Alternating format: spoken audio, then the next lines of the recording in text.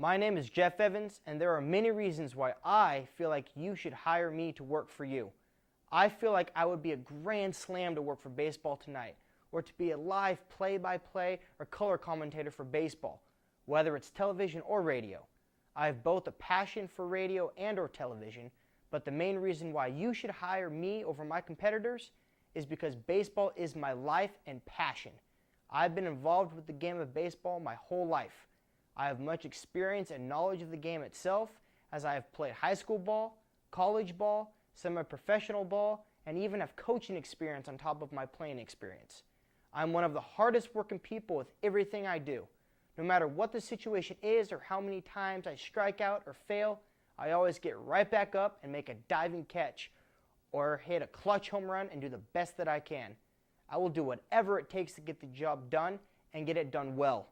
I'm a fun, happy, and great person to work with and to be around. I feel like I would make ESPN a better company if I were your employee. I went to college at San Francisco State University, where I got my television and radio degree. While I was there, I successfully had my own sports radio talk show for 2 years. That is just one of my many accomplishments while I was in college. My passion and knowledge of the game has driven me to work hard, to never give up, to succeed, and has gotten me to where I am today. I'm a big believer about pursuing a career that makes you happy, and there is no other career that I could possibly want, as baseball to me is like throwing a perfect game or winning the World Series every day. Every year, thousands of animals are abused nationwide. According to the ASPCA, American Society for the Prevention of Cruelty to Animals, most cases of animal cruelty and abuse are not reported or recognized. Dogs, cats, horses, and livestock are the most common animals to be abused. The ASPCA is always working hard to save and rescue animals from abuse every day. Now, the ASPCA is asking for you to help save animals nationwide. Help can be done by money donations as low as 60 cents a day, volunteering and rescuing animals, or adopting an animal and give it a safe home. So stand up and fight against animal cruelty. You can be one of 2 million who are taking actions to help save and rescue animals. Take the pledge today and fight for the animals. For more information, visit us online at www.aspca.org. Good afternoon. I'm Jeff Evans with State of Events. Man is killed by a shark bite on Surf Beach in Santa Barbara County.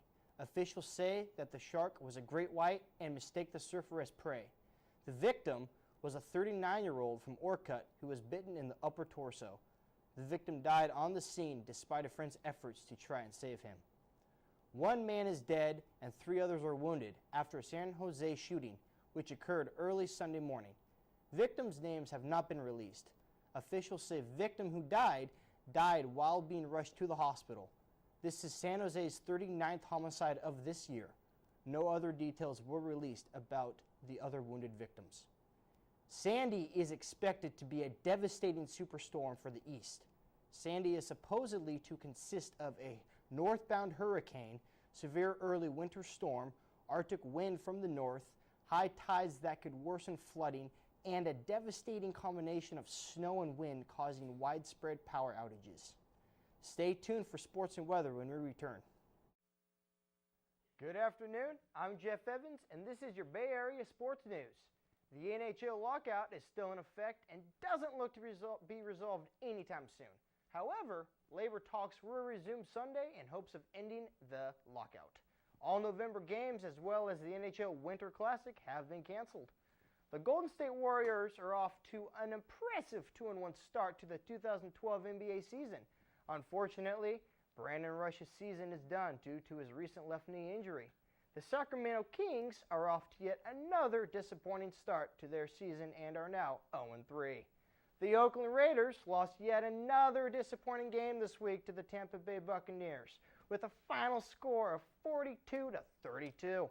Oakland is now 3-5 on the season and are in 3rd place in the AFC West Division. Unfortunately, injury-prone Darren McFadden will miss some time due to an injury to his left leg. First place San Francisco 49ers, who are 6-2 on the year, are coming off of a bye week and are ready to take on the 3-5 St. Louis Rams. San Francisco is looking to continue to dominate and add to their first place NFC West Division lead. Stay tuned for weather and traffic when we return.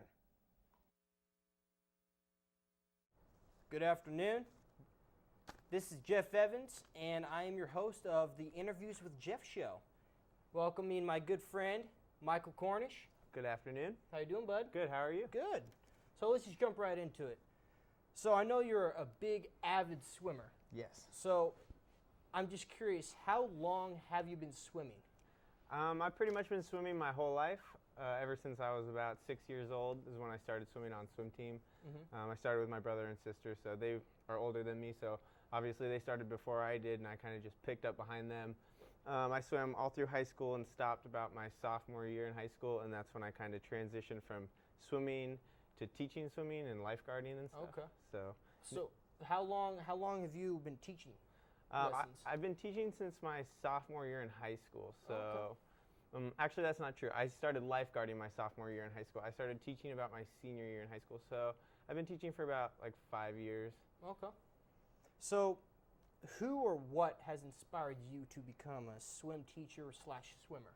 Well, like I said, my brother and sister started before I did. So growing up as the youngest child, kind of just follow their footsteps and just did the same things as they did. And then I've also had a couple experiences where I had to save a couple people's lives from swimming. So that's also kind of made it more important to me and make sure that people learn how to swim so they can save themselves instead of having other people have to jump in and save them. Yeah, I got you. So what are you currently doing with swimming? Like, where do you currently work?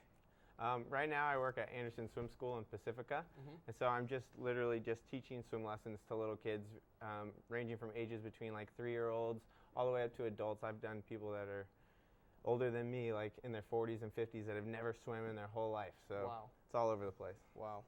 So what led you to get into swimming as opposed to other sports? Because I know you said your brother and sister were influential on you, but like, did you ever play any other sports growing up, or is swimming pretty much your only thing? I played other sports. I did baseball, I did football, played soccer. Swimming was just, I don't know, it kind of just took over our lives and just became a huge swimming family. We were all good at it, so. So did you, what's your favorite part of swimming? Is it the exercise itself, or is it like adrenaline, or is it saving people, or what? It's kind of all over. I mean, I really enjoyed the racing. I enjoyed the swim meets, the adrenaline of racing other people and just being able to see them out the corner of your eye and trying to get to the wall before them. I mean, that was awesome. I missed that a whole bunch. But then saving people is a whole different aspect. It's just a whole other thing in itself. Like, that is a crazy adrenaline rush. Like, when a time comes, jump in and save somebody's life. Like, it's I can't really describe how it is. It's crazy. So are there like professional athletes, like Olympic gold medalists, like such as Michael Phelps, that have inspired you to be a swimmer, or not really? Not so much. I never really watched swimming so much on TV. I mean, I like watching the Olympics, but I feel like the Olympics is really the only big time that you can kind of watch swimming as an event as to that scale. You know, like, they don't really portray swimming as being that big of a sport that they put every swimming event on TV like baseball or football. Yeah. So. Okay. So, with swimming and being a swim teacher, that involves you to be around kids a lot. Do you enjoy, is that one thing that you really love about swimming is kids? Yeah, I love little kids. I mean, you definitely get your kids that are kind of a pain and kind of want to fight you and work against you, but it's always good when you get a kid that came and is like really scared of the water to begin with, and then at the end of it, they love it. So it's definitely a good feeling. So what do you hope to do in the future? Because I know you're currently a student at SF State. That's correct. And do you plan on being a swim teacher or something else? No, just teaching swim lessons is just kind of helping me get through college. I mean, there's no way I can have a whole life based around swimming. It'd be too hard. So, so is swimming, in other words, is it just a hobby, or is it more than a hobby? Like a hobby and a job, kind of? Yeah. I mean, I don't really do it as a hobby as much anymore. It's more just my job now. So I do like to swim every once in a while, but I don't swim at the same rate that I used to swim. Yeah. So. And probably last question, because we're getting short on time.